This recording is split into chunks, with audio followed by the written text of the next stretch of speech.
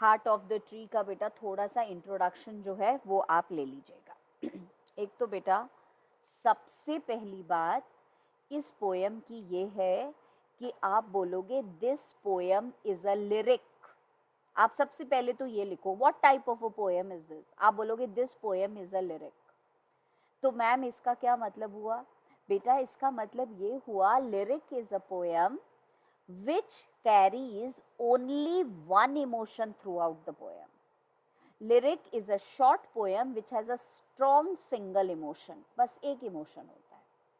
तो heart of the tree में बेटा सिर्फ एक ही इमोशन है, इंपॉर्टेंस ऑफ ट्री की हो रही है बात।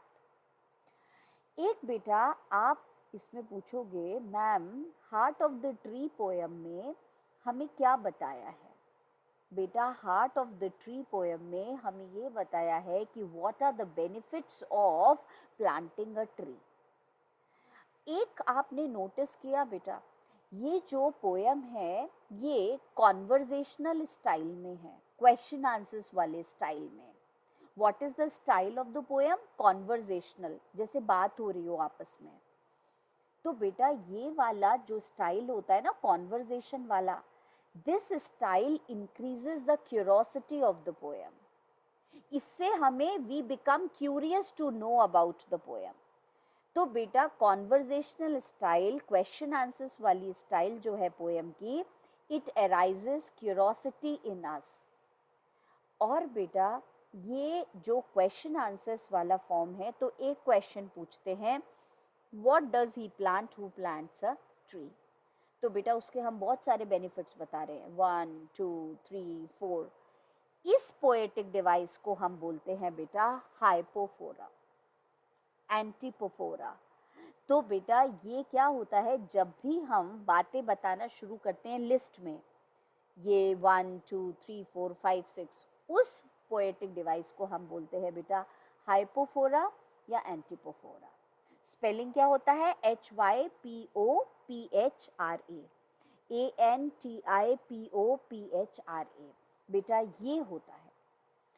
तो मैंने जो बताया तुम्हें, पहले उसको रिवाइज करा दूं तब मैं बेटा नेक्स्ट वाले में आऊंगी।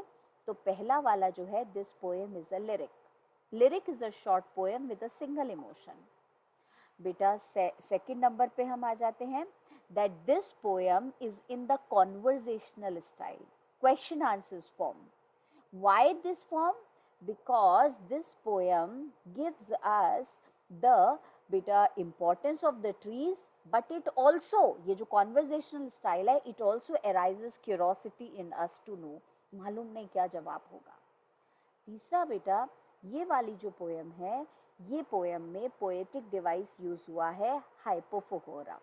हाइपोफोरा या बेटा आप बोलोगे एंटीपोफोरा। इसका मतलब होता है that the list is given, ये भी करते हैं ट्रीज, ये भी करते हैं, ये भी करते हैं, ये भी करते हैं।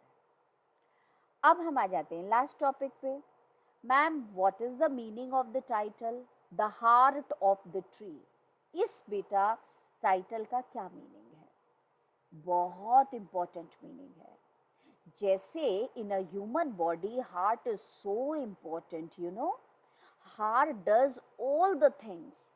Similarly, now, if a man, beta, his heart stops functioning, then a man dies. Similarly, trees are extremely important for the human life. Trees are extremely beta important for the planet. If the trees are going to die, the universe is going to be finished. Human beings are going to be finished. So heart of the tree means the as a for a human being heart is important. Similarly for the beta life of the universe, life of the human beings, tree is so important. So tree is like the heart of a human being. If the heart stops, then the human being dies. Similarly, if the trees are going to be cut down, the universe is going to die. Second number, beta, heart of the tree title का मतलब है that the heart of the tree is very kind. The heart of the tree is very generous, large hearted, always giving to others. सबके बेटा देता रहता है, देता रहता है। The heart of the tree का मतलब ट्री का हार्ट कैसा है, बहुत जेनरस है, ऑलवेज गिविंग, ऑलवेज शेयरिंग। तो बेटा ये भी इसका टाइटल का मतलब हो सकता है।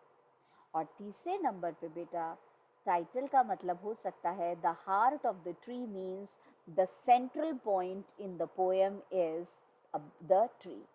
तो बेटा जो ट्री के जो पोएम है उसके चारों तरफ अगर कोई बात हो रही है तो सेंटर में क्या है, ट्री, उसकी बात हो रही है।